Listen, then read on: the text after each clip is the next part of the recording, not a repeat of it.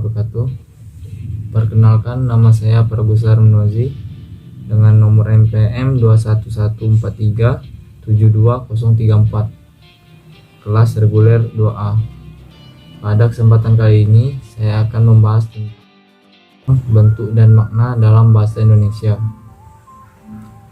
Bahasa pada hakikatnya didukung oleh bunyi ujaran, yaitu bunyi yang dihasilkan oleh alat ucap manusia.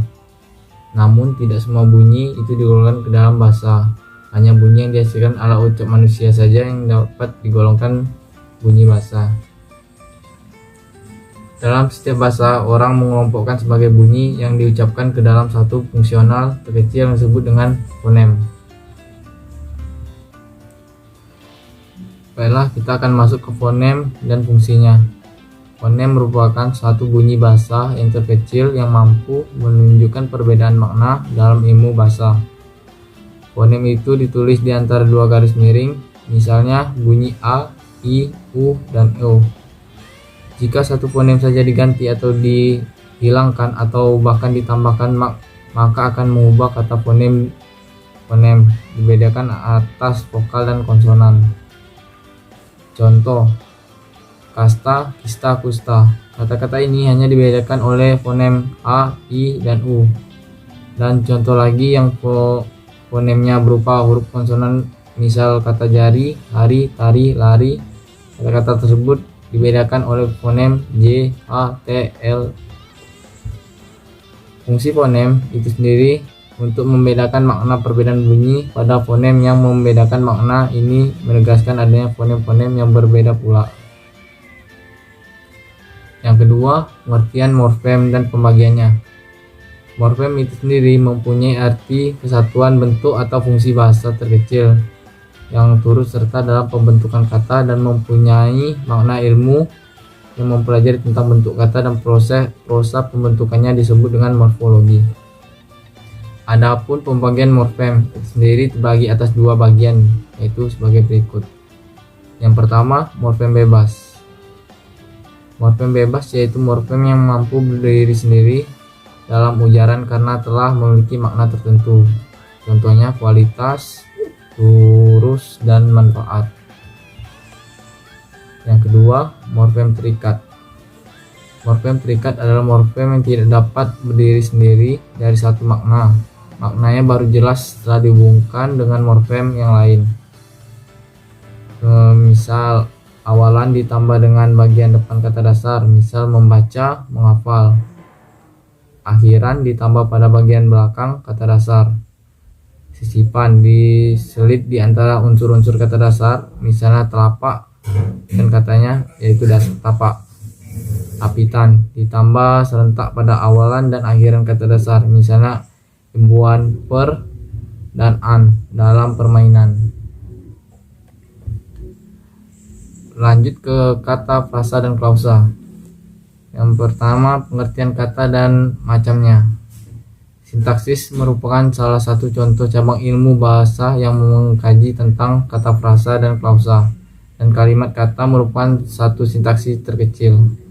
Hal ini berbeda dengan morfem yang menempatkan kata sebagai satuan terbesar, sedangkan dalam sintaksis satu yang terbesar adalah kalimat. Sebagai satuan terkecil dalam sintaksis, kata berperan penting sebagai pengisi fungsi sintaksis, penanda kategori sintaksis, perangkat frasa, klausa, dan kalimat. Jenis-jenis kata dibedakan menjadi dua macam, yaitu kata penuh dan kata tugas. Kata penuh adalah kata yang memiliki makna dan dapat berdiri sendiri sebagai ujaran kata, misalnya kata manusia, air, merah. Kata tugas ialah kata yang tidak memiliki makna dan tidak dapat berdiri sendiri, misalnya dan, di, ke, dari, di atas, dan lain-lain. Yang kedua, pengertian frase dan sifatnya. Frase merupakan satuan sintaksis yang satu tingkat di atas kata. Frase juga berperan penting sebagai pengisi fungsi sintaksis. Frase juga disebut dengan gabungan kata yang mengisi salah satu fungsi sintaksis dalam kalimat. Frase memiliki dua sifat diantaranya, yaitu frase merupakan satu gramatikal yang berdiri dari dua kata atau lebih. Contoh, Ima menangis. Terus frase selalu terdapat dalam satu fungsi unsur klause atau kalimat, yaitu SPO dan K. Contoh, Intan menyiram bunga melati itu setiap pagi. Itu contohnya dari macam-macam sifat dari kedua sifatnya. Lanjut ke pengertian klause dan pembagiannya. Klause adalah satuan sintaksis berupa runtunan kata-kata yang terdiri dari atas subjek dan predikat. Artinya dalam klause terdapat komponen kata dan frase yang berfungsi sebagai subjek dan predikat, objek dan keterangan. Dalam sebuah klause minimal harus ada subjek dan predikat, sedangkan O dan keterangan bersifat fakultatif. Contohnya, adik menangis atau kakak membeli baju kemarin. Klause dapat dibedakan menjadi dua bagian, yaitu sebagai berikut: klause bebas dan klause terikat. Klause bebas yaitu klause yang mempunyai unsur-unsur yang lengkap atau sekurang-kurangnya memiliki unsur subjek dan predikat. Contohnya, Susi datang kemarin sore. Klause bebas juga bisa berubah menjadi kalimat majemuk.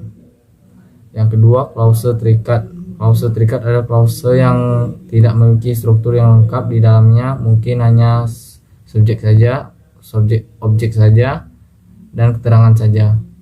Misalnya, anak itu kemarin malam, dan lain sebagainya. Klause tersebut terikat biasanya digunakan sebagai kalimat jawaban. Makna dan perubahannya. Bentuk kata dalam bahasa Indonesia salah satunya adalah bentuk dasar atau yang sering kita sebut dengan kata dasar. Contohnya kata bisu. Kata bisu maknanya masih dasar, yaitu orang yang tidak bisa berbicara. Namun ketika ditambah dengan membisu, dan otomatis maknanya juga akan berubah pula menjadi orang yang bisu. Itu salah satu contohnya. Contoh yang lain yaitu hata. Maknanya dasar ketika ditambahkan dengan aulanse, maka akan berubah dan maknanya pun akan berubah pula, yaitu sehari yang bermakna satu hari. Dan itulah penjelasan tentang bentuk dan makna dalam bahasa Indonesia. Jika saya ada salah kata, saya mohon maaf. Kepada Tuhan saya mohon ampun. Sekian dari saya. Wassalamualaikum warahmatullahi wabarakatuh. Terima kasih.